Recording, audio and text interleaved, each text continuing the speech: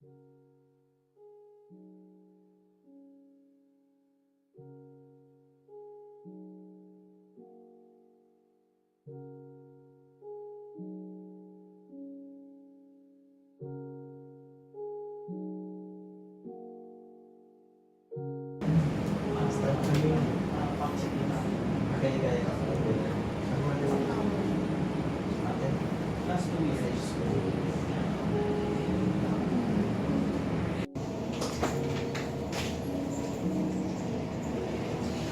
day, everyone. Good morning, Mr. President.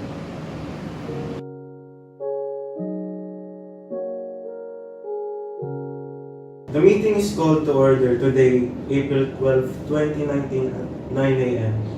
May we hear from our Secretary, Mr. Reyes, who are present in this meeting, and please take the agenda as well.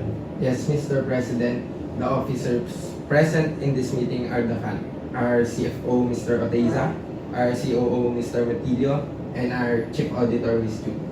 Our agenda for today pertains about the operation of the project Tulong sa Seniors. For today, first of all, we will conduct the approval of the minutes of the last meeting. Next, the officers present today will show their respective report about the said project.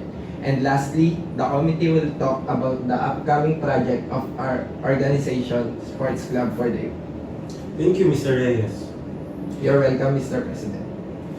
Now, may I ask the members of the Executive Committee to please read for a while the minutes of our last meeting, and then we will have your approval.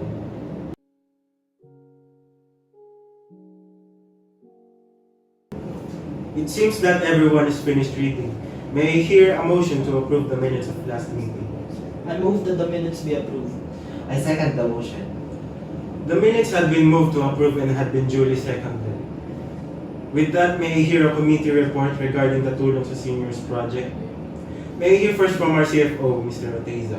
As what had been approved in the last meeting, I am glad to report that the Finance Department has successfully released an amount of 5 million pesos for the Tulong sa Seniors projects to the operating units on time. Thank you, Mr. Oteiza. Sure thing, Mr. President. Now may I hear from our COO, Mr. Matilio. All good, Mr. President. Here's the report summarizing our operation.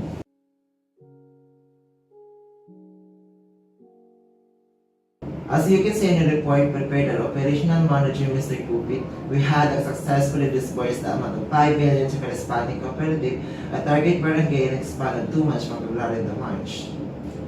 Excellent job, Mr. Matilio. All in a day's work, Mr. President. And the report is well done as well. Any comments on this one? I do have a couple of comments, Mr. President. Yes, Ms. Chun, go ahead. Thank you.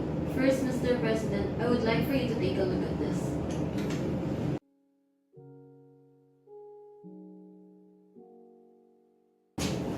As you can see, the first 3 barangays were indeed duly provided with their corresponding monetary funds.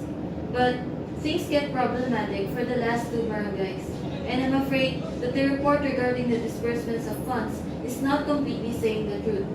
For an amount of 600,000 pesos and 1.1 million pesos for Barangay Pugat and Barangay San Juan respectively were misappropriated for other purposes outside of operation. What? How could that be? Yes, Mr. Matilio, do you have anything to say regarding the report of our Chief Auditor? Excuse me, Mr. President, but may I ask from a good chief of auditor, how did it come up with the conclusion that 600,000 of the fund was misappropriated? Before the good chief auditor speaks, I move that the new business in our agenda be suspended for a while and be calendared at the next EXECOM meeting so that we can focus more of our time on this audit report. I second the motion. If there's no objection, then the motion is approved. We shall discuss the new business next EXECOM meeting. For now, let's talk about the said misappropriation of funds. Ms. Chun, would you mind if you could explain briefly, since we're running out of time, the whole audit report so we could scrutinize it? Yes, Mr. President. To answer your question, Mr. Matilio, our audit report is empirical in nature.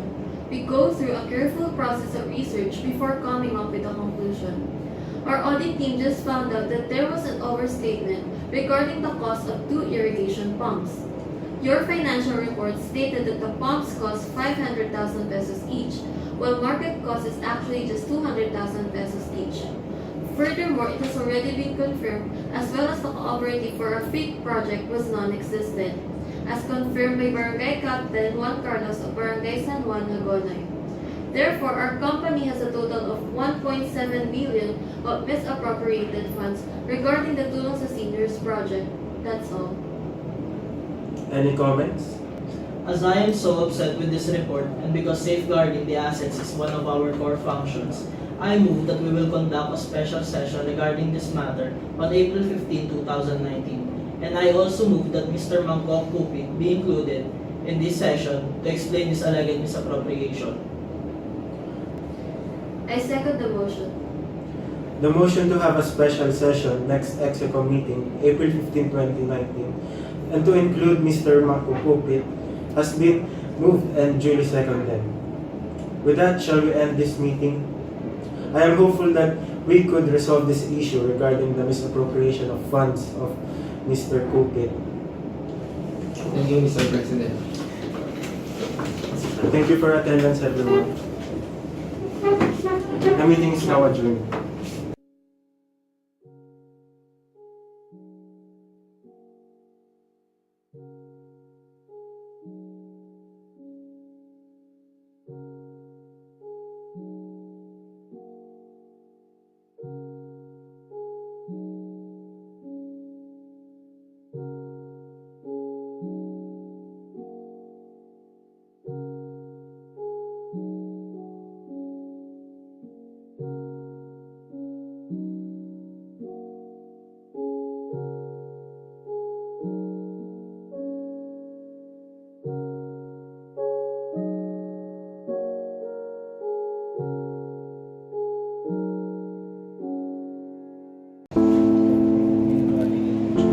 Good day, everyone.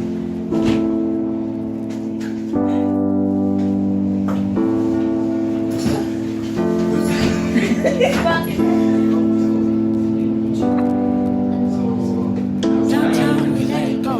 Sunset high and the lights low. Bayan, pre! Last one. My hands, your bones. Loose up my hot clap, we skip a It beat. seems Count that 1, everyone 2, is finished 3. reading. And May I don't hear just a let motion the to approve music the get minutes me for last through it. week? Won't you dance with me? Find a place and lose it. You can do it. Won't you dance with me? Everyone is finished reading. In the May I space hear a between. motion to approve the minutes Gotta for give last week? yourself a moment. Let your body be. Downtown we let it go. Sunset high and the lights low. My hands, your bones. Do something, make a scene. I said that you follow me. Hot clap, we skip a beat. Count 1, 2, 3.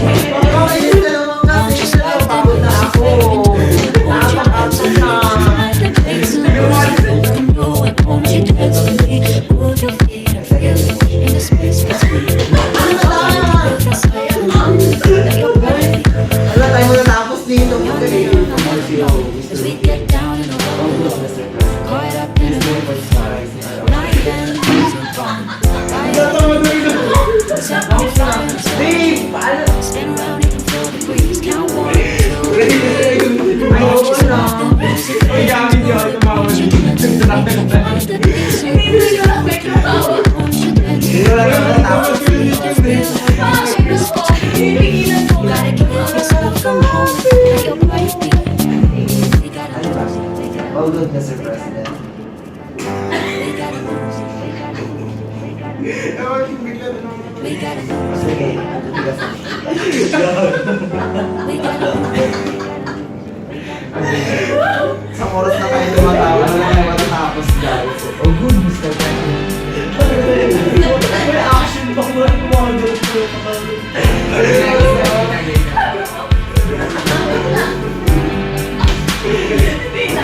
Guys, stay. Ano muna tayo Don't dito? you stop Puro the tawa music lang. get me through. Won't you dance with me? Find the place and lose it. You can do it. Won't you dance with me? The motion to approve the minutes.